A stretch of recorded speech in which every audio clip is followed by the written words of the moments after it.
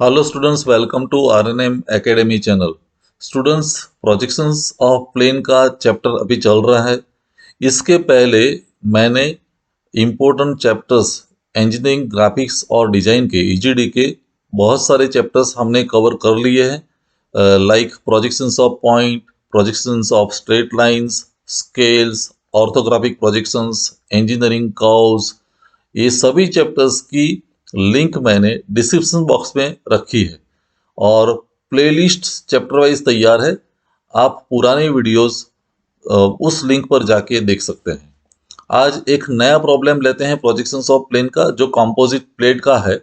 A thin composite plate consists of a square ABCD of 50 mm sides with an additional semicircle constructed of CD as a diameter.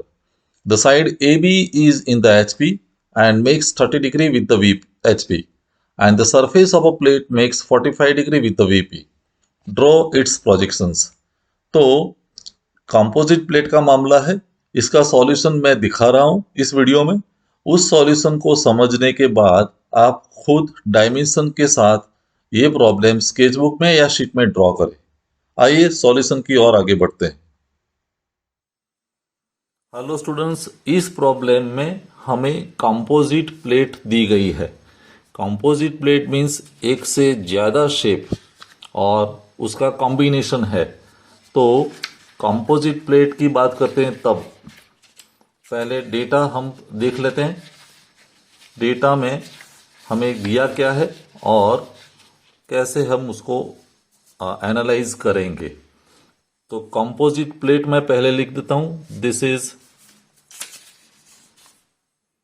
ये हमारे लिए composite plate, और composite plate consist of square ABCD of 50 mm side with an additional semicircle constructed of CD as a diameter। तो एक तो square दिया है composite plate में, एक शेप है स्क्वायर, और स्क्वायर की जो साइड है वो हमें दी है 50 mm, और स्क्वायर का नाम है ABCD। तो ABCD, दिस इज स्क्वायर, और उसके साथ ही एक सेमी सर्कल जुड़ा हुआ है जिसका डायमीटर CD है। तो इसके साथ कनेक्शन में मैं सेमी सर्कल ड्रॉ कर सकता हूं ऐसे। तो एक स्क्वायर है और एक सेमी सर्कल जिसका डायमीटर है CD। CD मीन्स डायमीटर 50 है। ठीक है, तो ऐसी एक प्लेट हमें दी गई है। अभी उसमें कहा गया है कि the side AB is in the VP। ये बहुत इंपॉर्टेंट है। Side AB is in VP। तो हमारा एजम्पशन बनेगा कि पूरी कंपोजिट जो प्लेट है वो हमने VP में रखी है, और VP में रखेंगे तो हम एक पॉइंट का ख्याल रखेंगे कि हमारी जो साइड AB है वो लेफ्ट साइड होनी चाहिए। और कंप्लीट प्लेट जब VP में है तो VP पर मिलने वाला व्यू हमारा पहला व्यू होगा, और वो व्यू है फ्रंट व्यू। देखिए, सबसे पहला व्यू हमारा फ्रंट व्यू ड्रॉ होगा, और फ्रंट व्यू हमें मिलेगा XY से ऊपर। तो इतनी बातें तय हो गई। और फ्रंट व्यू जब हम ड्रॉ करेंगे तो ये पहले ऐसे शेप बनेगा, A dash, B dash, then C dash, D dash और प्लेट। और फिर दूसरे स्टेज में इंक्लिनेशन मिलेगा VP के साथ, और तीसरे स्टेज में इंक्लिनेशन होगा HP के साथ। जिस पर प्लेट रखते हैं उसके साथ पहला इंक्लिनेशन होगा और बाद में दूसरे प्लेन के साथ इंक्लिनेशन मिलेगा। तो VP पर प्लेट है तो VP के साथ इंक्लिनेशन पहले स्टेज में, और बाद में HP के साथ इंक्लिनेशन। तो अभी सॉल्यूशन की शुरुआत करते हैं। देखिए, मैं XY लाइन पहले ड्रॉ कर देता हूं। तो XY लाइन के लिए एक मैं सेंटर लाइन लेके यहां XY लाइन ड्रॉ करता हूं। This is XY line.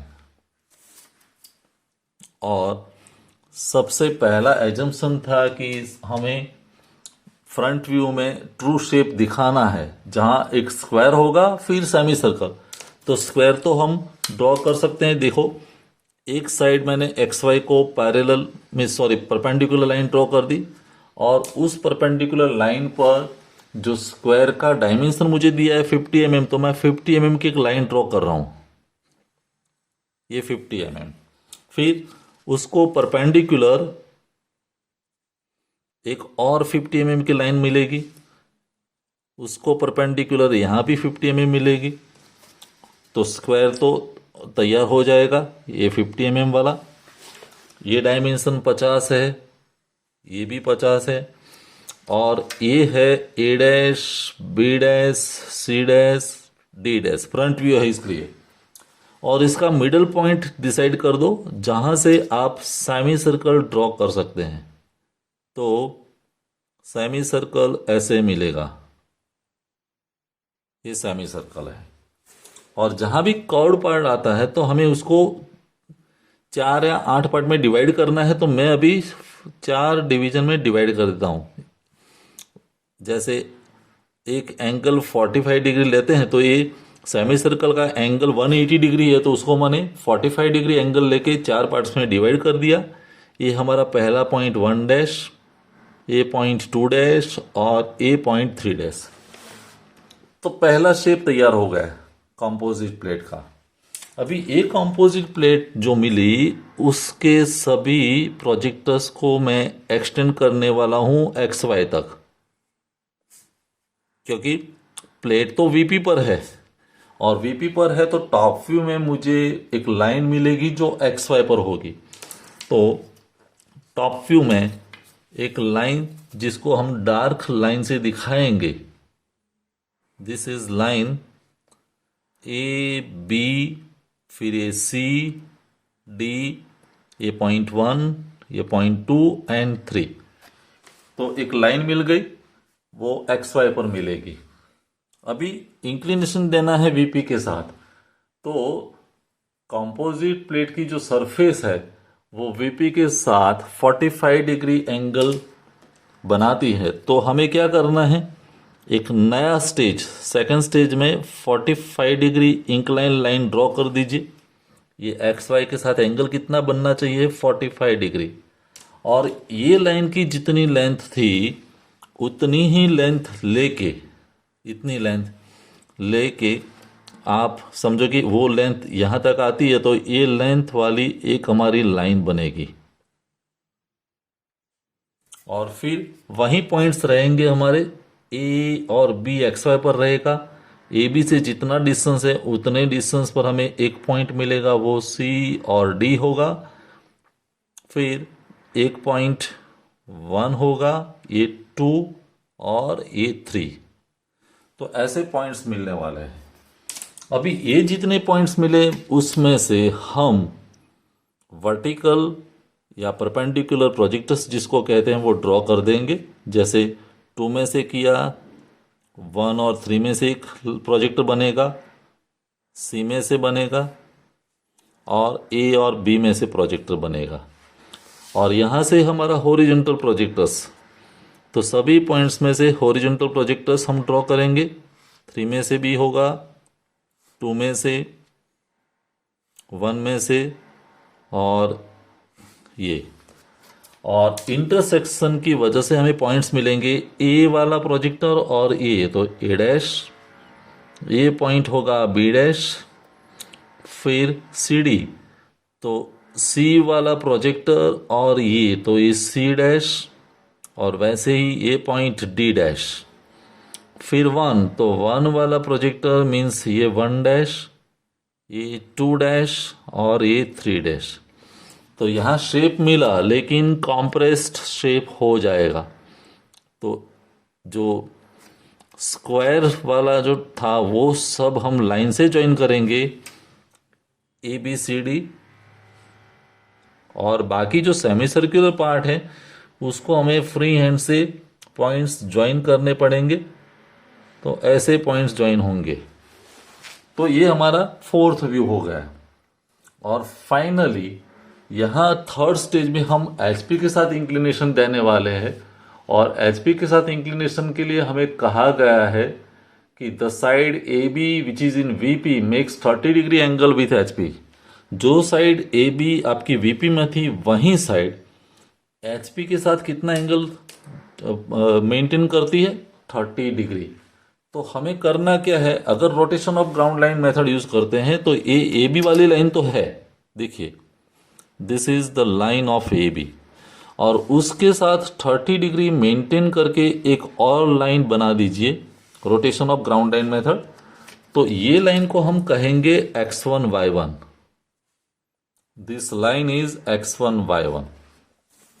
और x1 y1 एक बार बन गई, ये दोनों के बीच का एंगल है 30 डिग्री, याद रखिए दिस एंगल इज 30 डिग्री।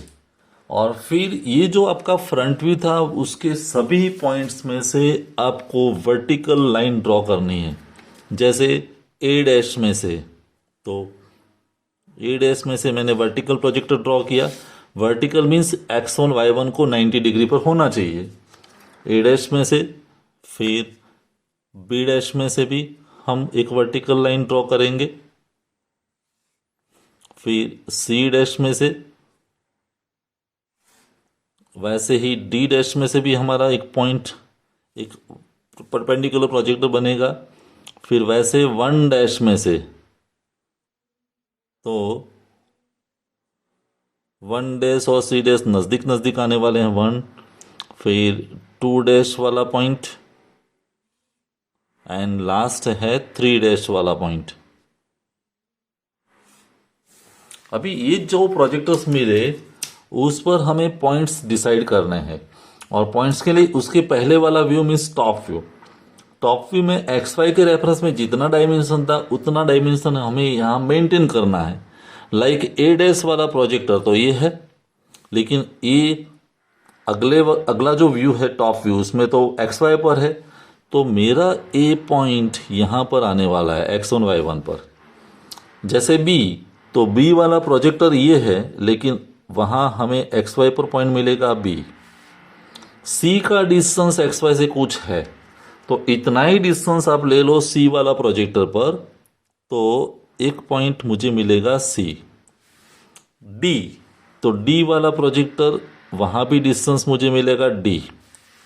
फिर 1 और 3 इक्वल डिस्टेंस पर है एक्स वाई से, तो 1 वाला प्रोजेक्टर पहले पकड़ लो ये, और 1 वाला प्रोजेक्टर पर डिस्टेंस यहाँ रहेगा 1।